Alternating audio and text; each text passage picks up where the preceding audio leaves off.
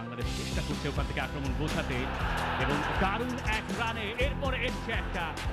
ও মাই god, Samit সোমের অসাধারণ একটি শটে ইজি গোল মিস করলেন রাকিবুল ইসলাম। রাগে ক্ষিপ্ত সমিত সোম। অন্যদিকে হতাশ হলেন বাংলাদেশের অধিনায়ক হামজা চৌধুরী। এমন সহজ গোল মিস করায় হতাশ পুরো বিশ্ব। দর্শক, বিস্তারিত থাকছে ভিডিওর প্রতিবেদনে।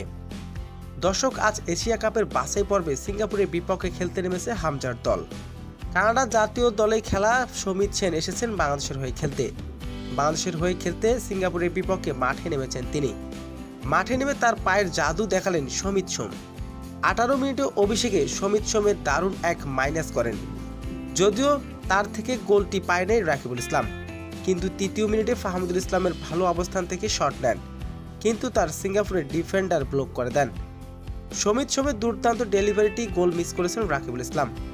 এমন সহজ গোল মিস করে হতাশ পুরো বিশ্ব।